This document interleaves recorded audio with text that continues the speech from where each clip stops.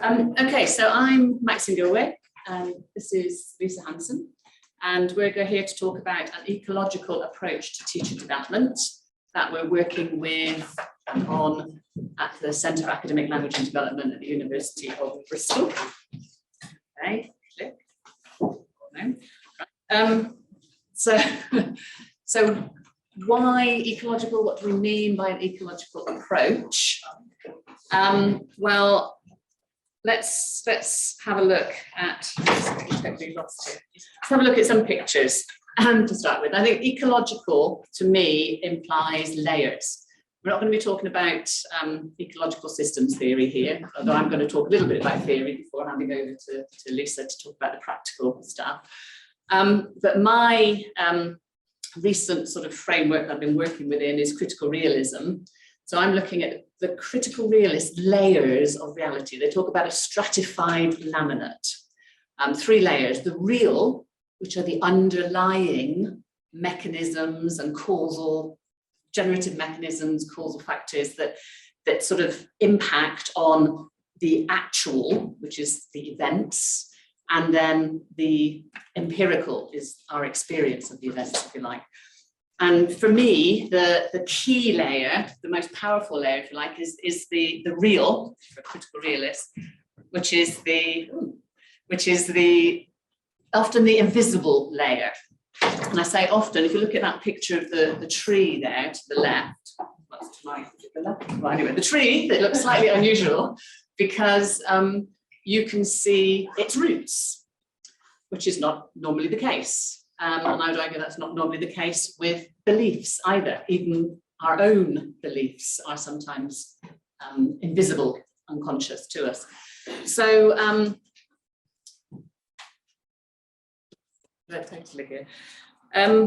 The idea that we have in our centre is to try to make these beliefs, these underlying systems, the values, the principles visible in what people do. Okay?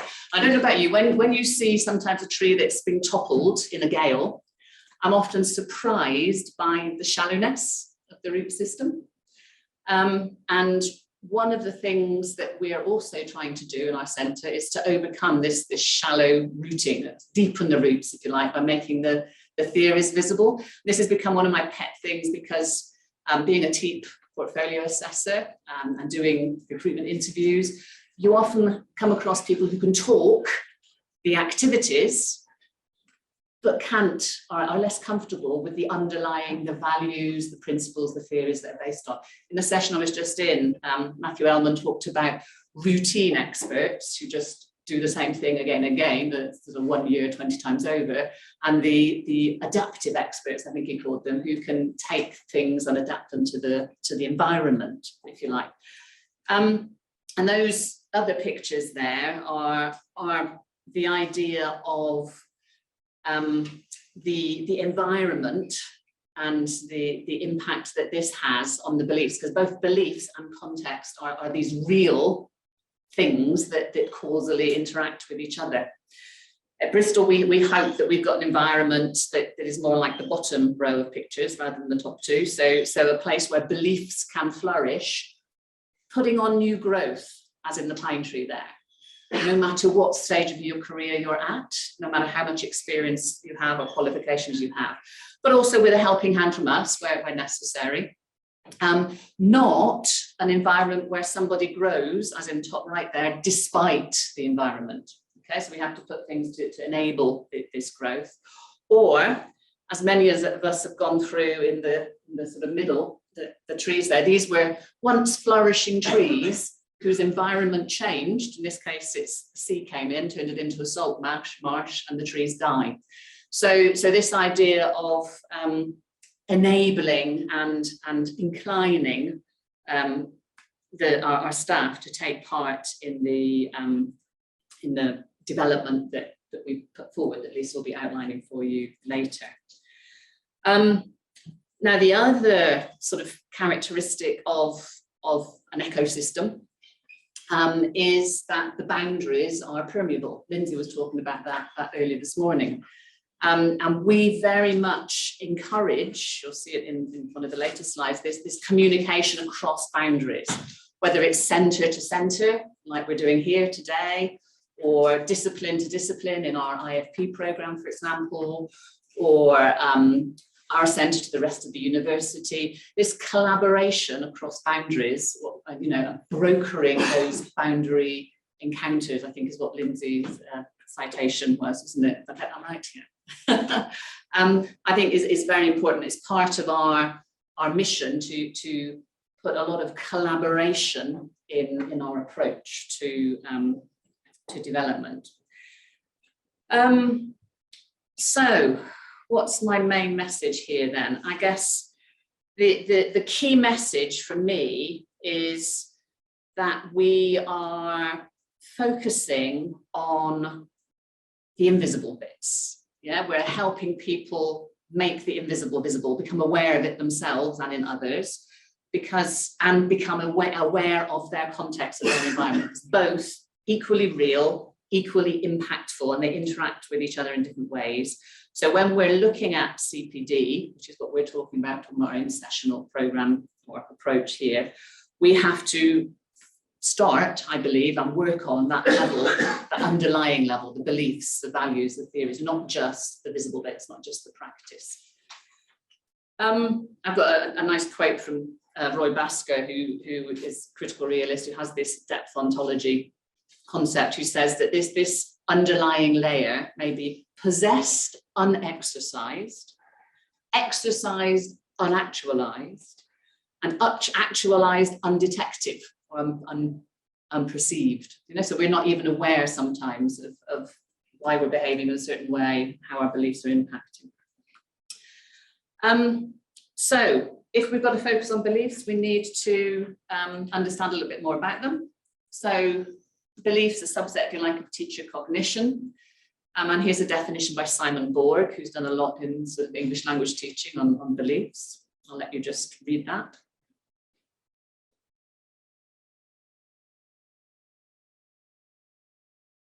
And the next slide, I've picked up a few more characteristics of beliefs from different studies that I came across when I was doing my EdD research, which was surfacing beliefs on feedback.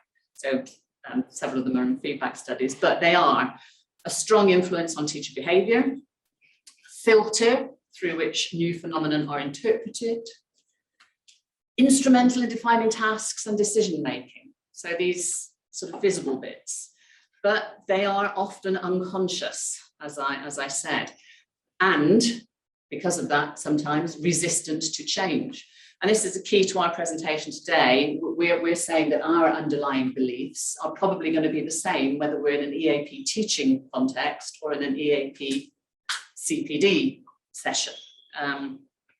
More about that, you'll be able to judge from that when we tell you what our beliefs are and whether you see them in our approaches. And because of these things, they are a limit to development. And obviously that's key to what we're trying to do. We're talking about CPD after all.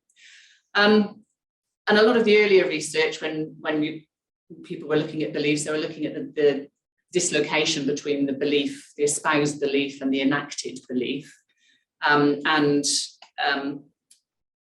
This is theorized to be because there are multiple systems or clusters of beliefs which are held in different ways.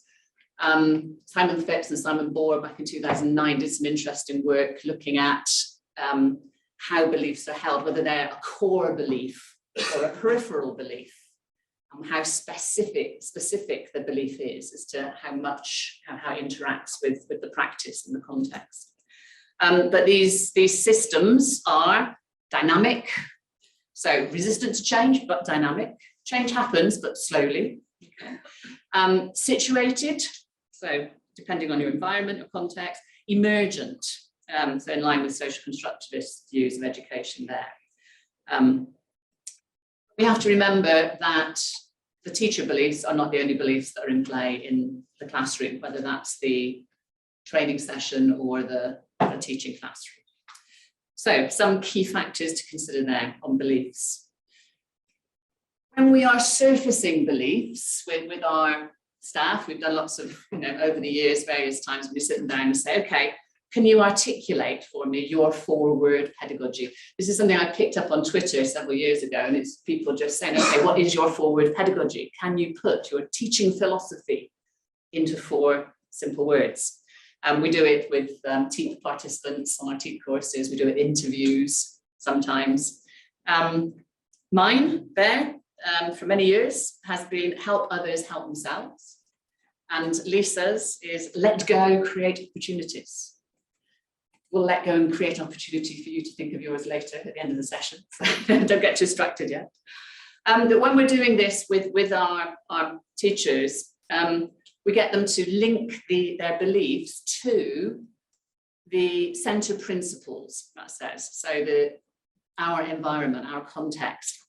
And our centre principles emerged with some scaffolding, 2014, 2016, some away days where we came up with these principles that have been lived principles in our centre since.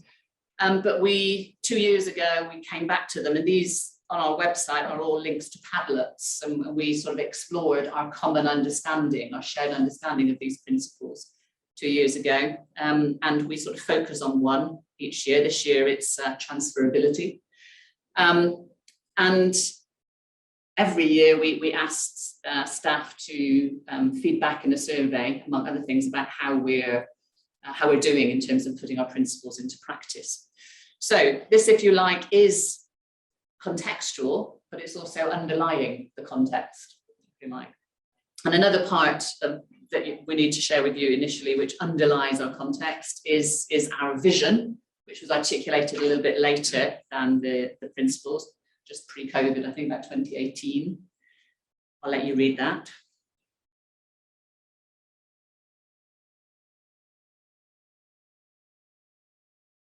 You'll see some of that coming out in what we do in our approach, which I'm going to hand over to Lisa to talk about. She's the one that's put all this together in the centre.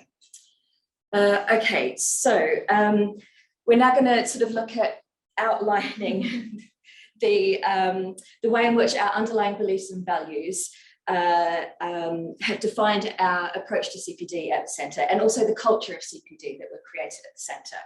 So what we believe in terms of classroom pedagogy, as Maxine said, and the role of the teacher is transferable to the role of teacher educator and working with colleagues. I mean, my students, my colleagues are now my students, and I often make that mistake and say, students instead of teachers. So I believe in promoting autonomy and agency. I also believe in socially constructed learning, or we believe, I should say. And I believe that I'm not the expert, and I'm not an expert in teacher education either, or in all the different topics, but I can meddle in the middle. I can ask questions, and I can prompt learning of myself as well as my colleagues or students. So one of our shared beliefs is in principled eclecticism. So we believe in drawing on a variety of different theories or principles which can complement each other or fill in any sort of perceived weaknesses perhaps in them. So you won't use all of them all of the time, and the key thing is that you have a rationale for which ones you use and which ones you forefront at any given time. So an example of this is how we've brought it to the surface in terms of what our underpinning theories are, is how we've approached materials development at the centre.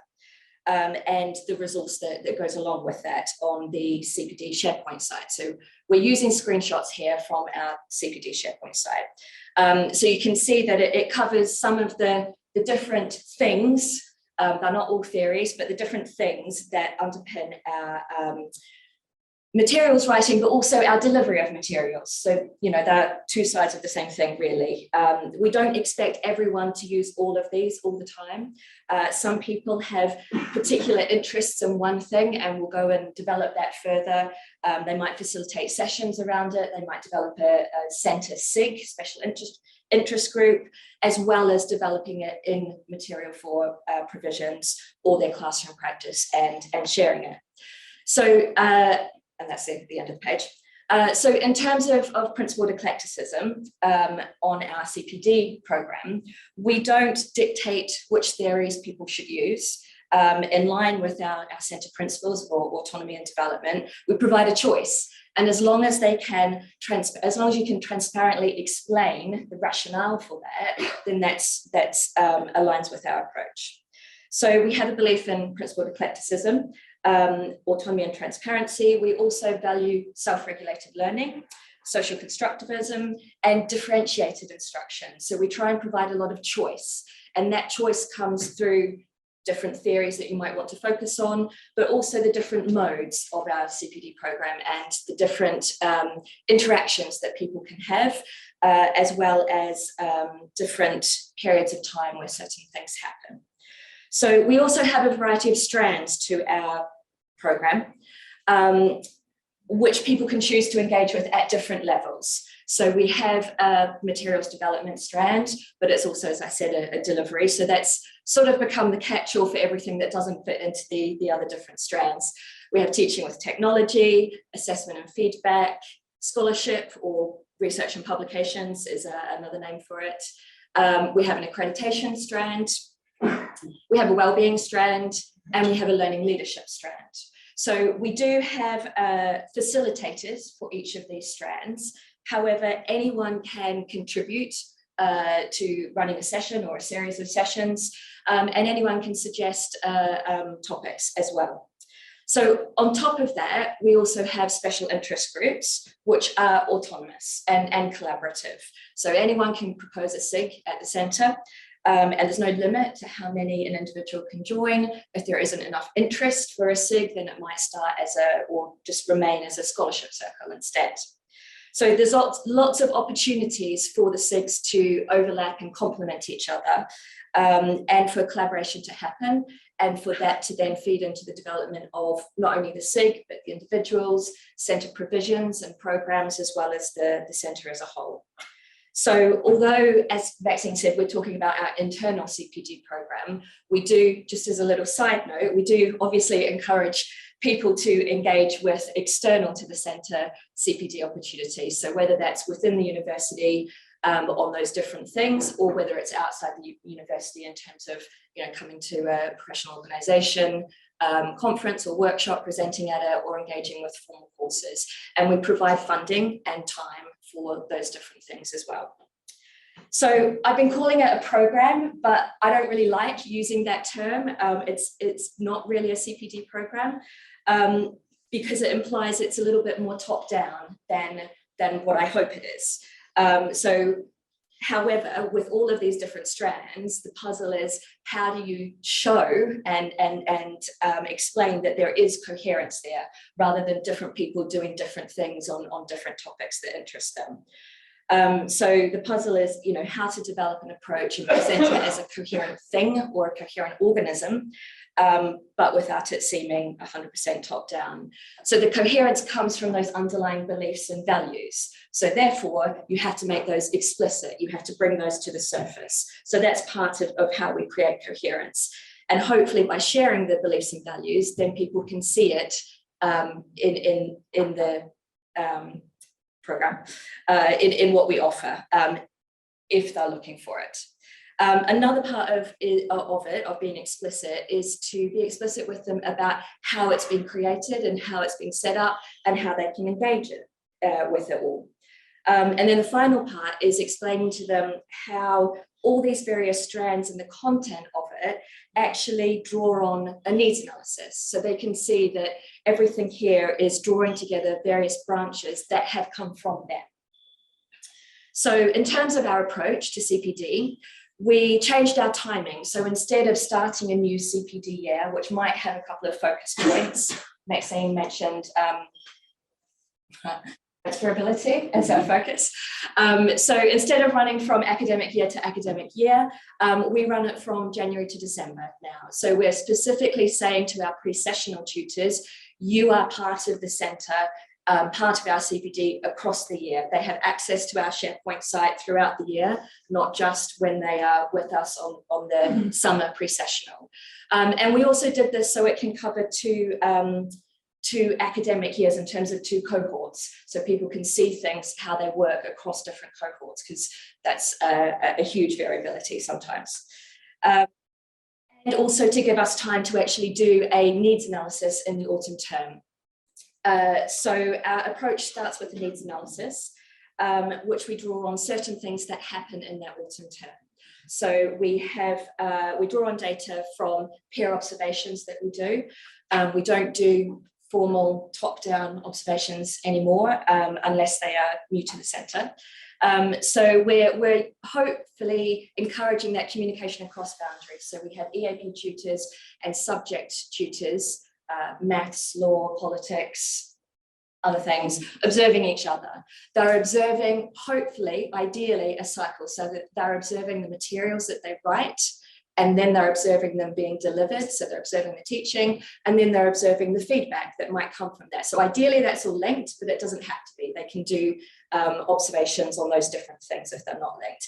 It comes from the staff review that we have in September, which sounds very top down, but it's not. It's basically, what are your development goals for the year?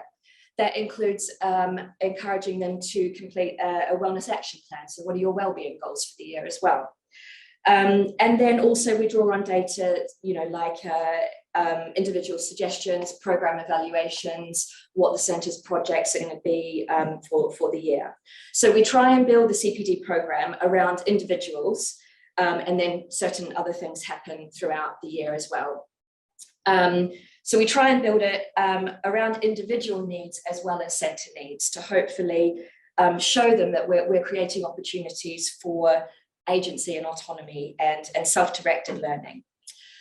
So as mentioned, we have a variety of different interactions and patterns and different modes. So the two main resources that I think that says that support it, we have two SharePoint sites. So the first one is the staff handbook. That's where all the policies are. It's the what and the how. Most importantly, actually, on those pages are the why. So we're being, explicitly transparent about why a policy is a certain way it is. So the second one, the main one, is the centre CPD SharePoint site. So this is much more organic, much more dynamic, and it allows for people to dip in and out as they like, as well as keeping them informed of what's happening and what's going on in all the other areas that they might not be that involved in, and sort of trying to bring that ecosystem together in a coherent approach. It provides agency, so there's deliberately no path through this. So when you look at it the first time, it might be a little bit overwhelming because there's, where do I start? There's so much. It's evolved over time. It's gone through a couple of redrafts. It's probably due for another redraft or a little bit of landscaping.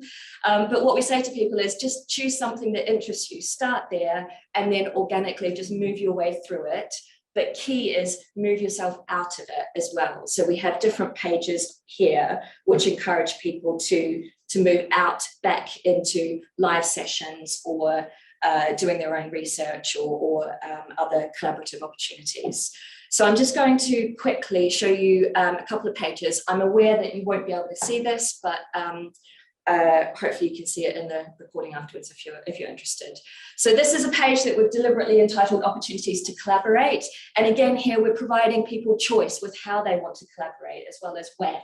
So they might write a blog post that can be external to the centre, or it can be our own internal blog post. We give them a way to find a buddy or a mentor if they want to do a TEEP or an HEA accreditation. They can find out what SIGs there are. They can find out who is in the team and what their interests are, what their jobs are, to see if there are any opportunities that they might want to This is our research-informed and informing research and research-informed page. So here, again, people can choose how they engage with research, whether it's sharing their own research, uploading the book chapter they've written, an article, a blog post, or whether they want to find out more about a particular theory or favourite phrase. They can choose if they want to engage asynchronously and catch up with different things that they might have missed in terms of the centre mini conferences that they have. And we also encourage them to go outside the centre and share their research outside the centre. So people can choose how they interact and when. This page here links to another area which we just call CPD topics, basically. So these are slightly different from the strands that I talked about. These are things that have been suggested over the years.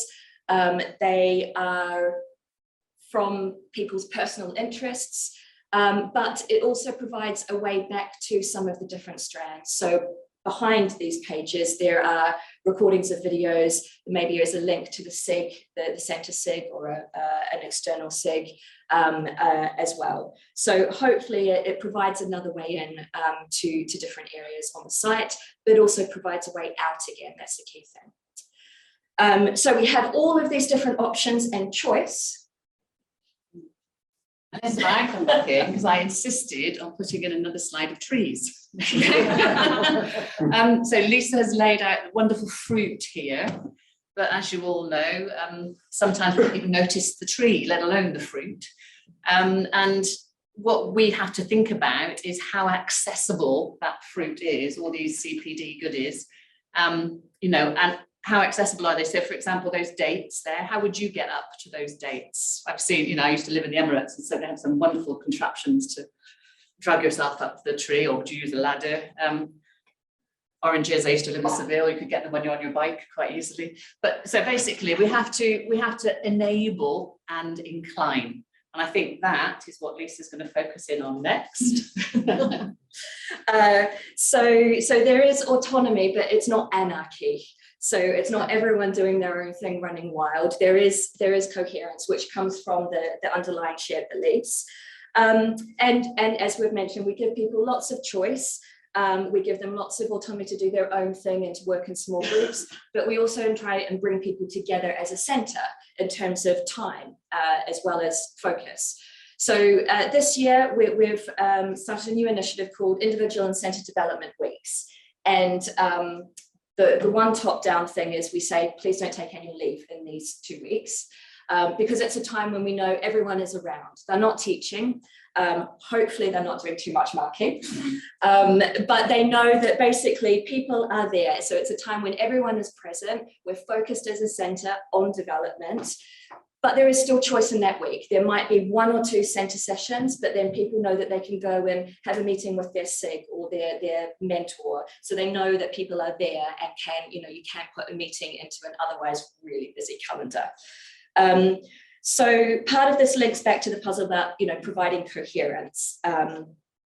So it does need some structure, it needs some scaffolding. And I think the thing about scaffolding is that it provides many paths to many points. So this is my one picture, scaffolding. So scaffolding provides many paths to many different points. It's designed to be removed. Helen Webster wrote a really interesting blog post in which, so she cites someone else, Stommel, who re-examines this metaphor. He re-examines the metaphor of scaffolding as a means of gaining access rather than support. And I'm going to do the thing that people probably hate. I'm just going to read out a quote because I think it's really interesting. So he says, Stommel says, it's designed not to provide one linear path up the side of a building, but rather to offer a near infinite number of paths so that a person can start from any point on the ground and get to any point along the side of the building. Different people at different times with different purposes use the scaffolding in different ways, and they reconstruct it on the fly. Then the scaffolding falls away. It isn't an end unto itself. And then Helen Webster continues, learning developers, sorry, she's not an EAP person, learning developers are part of the scaffold. We too are not ends in ourselves and must fall away at last. We're not the architects.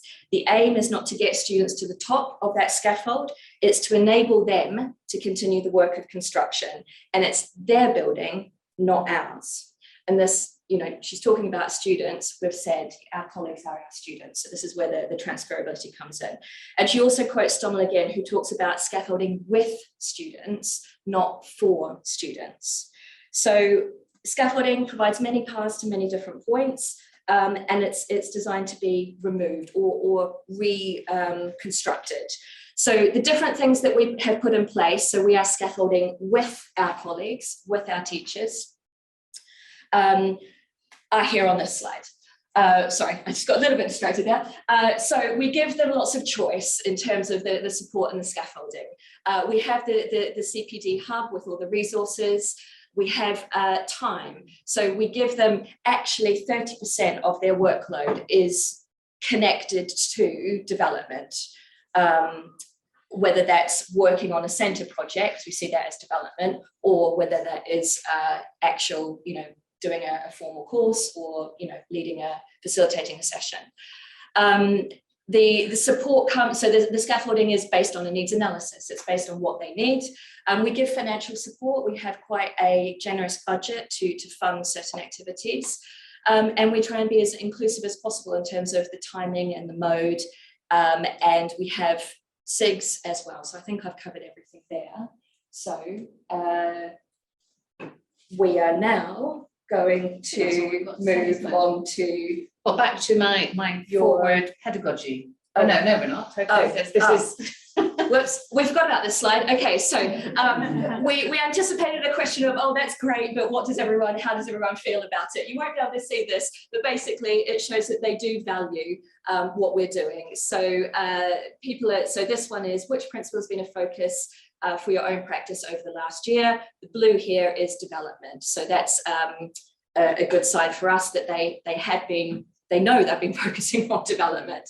And the one that's empty, that isn't there, by the way, is transparency. Now, how can we be transparent if individual isn't focusing on transparency? So that, open up the classrooms, doing peer review, that sort of thing is what's coming out of that, focusing more on how to be transparent. So this is the slide I thought we were moving on to. Yeah, so this is coming back to what are your underlying beliefs, some questions for you to ponder or discuss if we have time. So can you articulate a forward pedagogy that describes your teaching, and does it transfer to your teacher education work? Is it visible? Yeah. Have you come across anything in this session that chimes with or clashes with your underlying beliefs that you would or wouldn't like to start integrating into your practice? So that's our sort of prompts for discussion, or if you prefer, just individual thinking and articulating of your forward pedagogy. And I think we're going a little bit over time, so there might not be many opportunities for questions, but